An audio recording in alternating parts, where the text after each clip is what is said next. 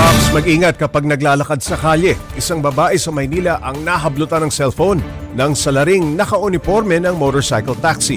Para bigyan ng mukha ang balita, Mobile Journal, Kayla Makantan. Pasado alas 8 ng gabi noong May 3, mag-isang naglalakad ang 22 anyos na si Pearl mula sa Bustillo Street sa Maynila papunta sa isang ospital sa Dalupan Street, Sampaloc. Bit-bit niyang isang bag laman ng mga pagkain na dadalhin para sa nakakonfine niyang tsuhin. Nang makapasok sa hospital grounds, inilabas niya ang kanyang cellphone para sana mag-update. Pero isang motor sa kayang dalawang lalaki ang mabilis na dumikit sa kanya sabay hablot.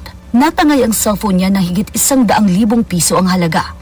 Nanghingi siya ng saklolo pero nakalayo na ang mga sospek. So, ako naglalabas ng phone doon simula nang umalis ko dito sa bahay. So, nakapasok na po ako sa parking. May naririnig na po ako sa likod ko na motor. Pero inignore ko po siya kasi sabi ko baka magpa-park lang since nasa parking nga po ako.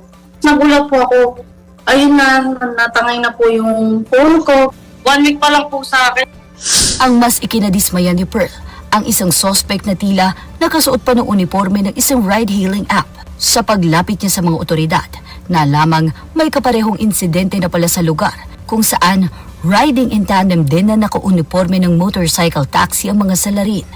May mga nakausap din po ako na na-snatch na daw sila sa loob ng ospital, na bag naman daw, which is, ang dami naman na po palang case. Bakit walang police visibility doon, walang another security para sa mga gates doon. Super open ng parking nila to the point na nakakapasok kung sino-sino doon na pati snatcher, di ba? Sinusubukan nating kunin ang panig ng naturang ospital pero wala pa silang tugon sa ngayon.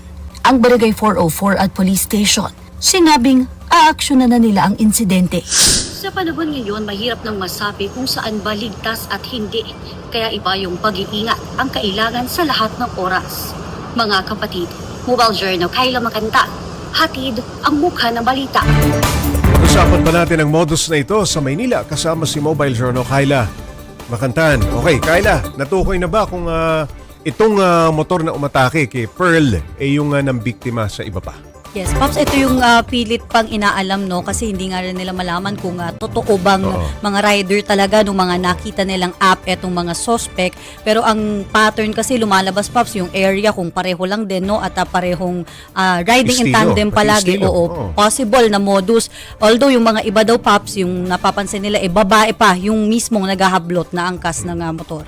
Kayla, may napansin daw bang pagbabago sa security sa lugar after nitong incident na ito? Yes, sabi naman kasi, Pops, di daw talaga mawala yung mga tao talaga doon sa paligid, lalo na at puro iskinita yung nakapalibot o yung daan papunta doon sa ospital. Oo, ang pinagtataka lang bakit doon sa mga gate ng ospital, knowing na hindi naman ito first time nangyari, bakit wala pa rin daw mga gwardya talaga, Pops? Kumbaga, etong mga motor, syempre yung mga tao iniisip na safe doon sa premises ng ospital, doon sila mismo sa harapan umaatake. Kaya ito Lakas yung ng loob. Yes, kaya yun yung pinapanawagan nila, Pops, na sana mapaigting yung seguridad. Okay, maraming salamat Mobile Journal, Kayla Makantan.